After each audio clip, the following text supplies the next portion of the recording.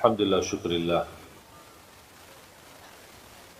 Masih diberikan oleh Allah Subhanahu wa taala kesempatan untuk kita sama-sama bertemu kembali dan silaturahim. Dan saya mengucapkan ribuan terima kasih kepada seluruh jamaah Majlis Ta'lim Masjid Bani Umar atas perhatiannya, bantuannya, perjuangannya untuk selalu memberi perhatian, support dan membantu gerakan kami khususnya untuk saudara kita tunanetra. Dan alhamdulillah, berita gembira,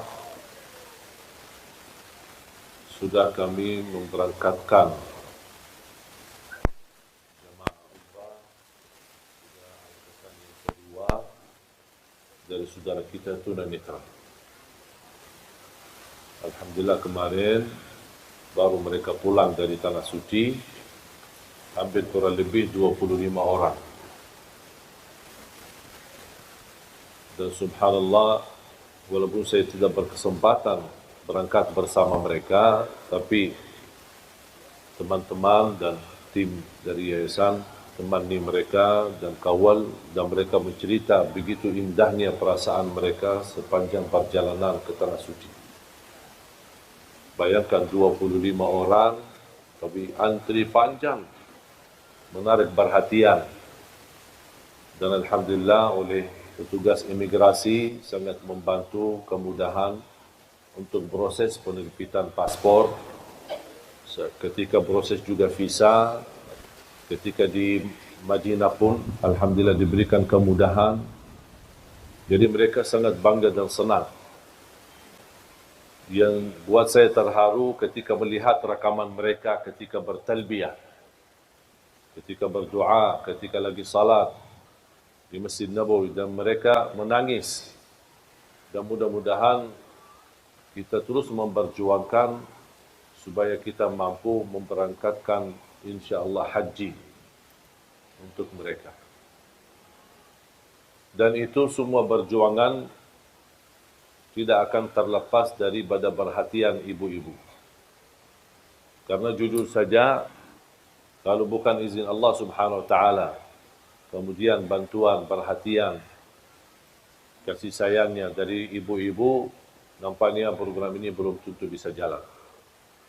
Khususnya Majlis Ta'lim Bani Umar. Karena satu-satunya Majlis Ta'lim yang mulai dari awal sampai titik ini komitmen dan terus mensupport dan membantu program ini. Awal pertama kali yang merespon program kami Majlis Ta'lim adalah Bani Umar.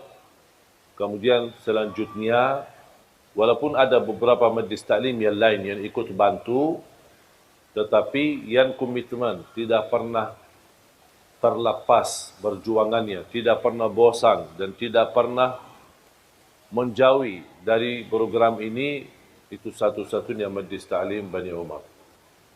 Mudah-mudahan ini merupakan berkah untuk semua jemaah dan mudah-mudahan menjadi amal jariah, sedekah jariah yang tidak terputus pahalanya insya-Allah sampai hari kiamat. Dan semoga insya-Allah diterima di sisi Allah Subhanahu wa taala. Para jemaah sekalian dimuliakan Allah Subhanahu wa taala,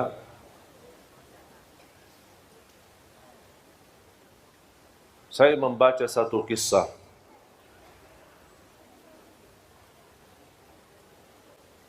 membuat saya berfikir betapa besarnya keagungan dan kemuliaan Allah Subhanahu wa taala, dan selalu Allah beri yang terbaik.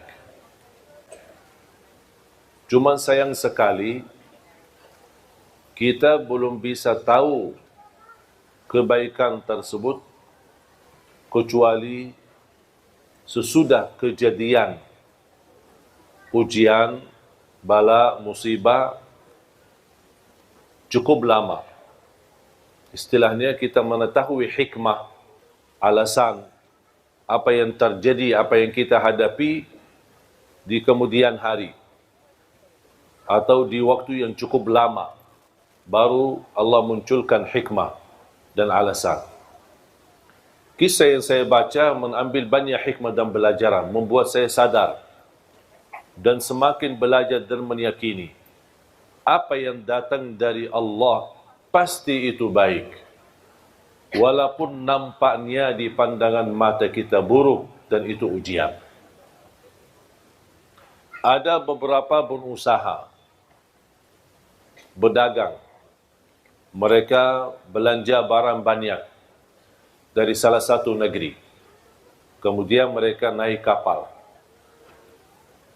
Kapal yang cukup besar dan juga membawa barangnya masing-masing. Di dalam perjalanan untuk kembali ke kampung mereka, terjadilah hujan besar. Gelombang dan dia menghadapi ujian yang amat besar di tengah laut. Mereka mengambil keputusan harus barang-barangnya ada yang harus dibuang untuk mengurangi beban yang terjadi di atas kapal tersebut. Salah satu pedagang memiliki barang yang terbanyak. Ternyata jatuhnya dia akan dihabiskan separuh barangnya, akan terbuang. Dibanding yang lain cuma seberapa saja. Beliau tidak terima, marah, ngamuk. Saya bisa rugi banyak, separuh barang saya masa dibuang begitu sia-sia. Mereka menjelaskan daripada kita tenggelam semua, menghadapi musibah semua, mendingan barang-barang kita aja biar kita selamat. Beliau tidak terima, tidak mau. Karena dia berdagang baru, membuat berdagang yang lama, mereka sepakat, sekalian barangnya sama orangnya dibuang aja. Biar kita selamat. Karena mereka merasa orang itu berdagang baru, tidak punya istilahnya kekuatan, tidak punya power, tidak punya lingkungan yang bisa melindunginya. Dan terbuang. Dan subhanallah mereka jalan dan beliau bersama barangnya sudah terbuang di dalam laut. Dalam menghadapi ujian angin besar, subhanallah terarah kepada salah satu pulau yang cukup sepi, tidak ada apa-apanya. Dia masuk di sana, cari makan tidak ada, cari apa tidak ada, barangnya hilang. Dia syukur alhamdulillah selamat. Dapat sedikit sumur air yang bersih dia bisa minum. Sedikit hanya yang bisa dia dapat hanya minum air. Di situ dia menemukan sebuah rumah kecil dari kayu. Dia masuk ke rumah dan dia bisa rasa nyaman untuk bisa istirahat dan tidur. Berjalan waktu beberapa hari, tidak ada yang datang menolong dia.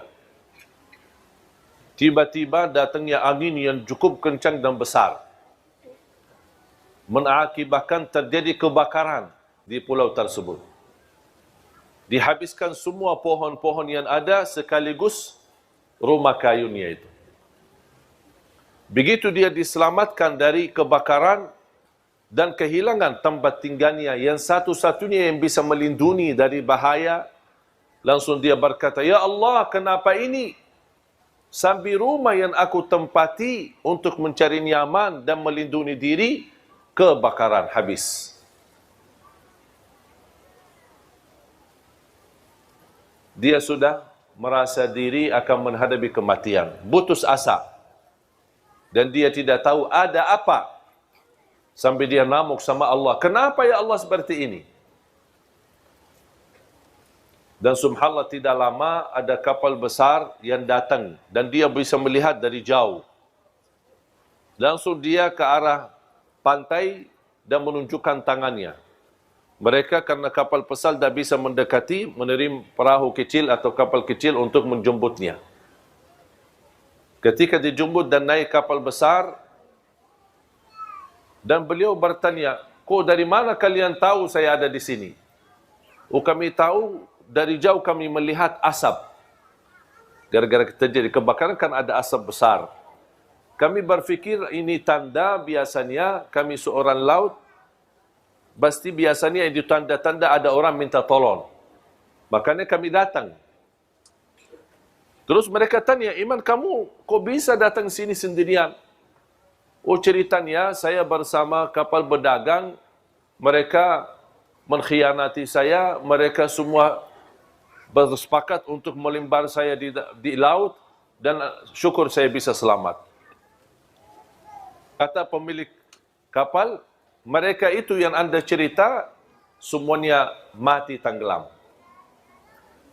Berdagangnya dan barangnya dan kapalnya semuanya mati. Baru dia sujud syukur. Dan dia berkata, ternyata ada hikmahnya.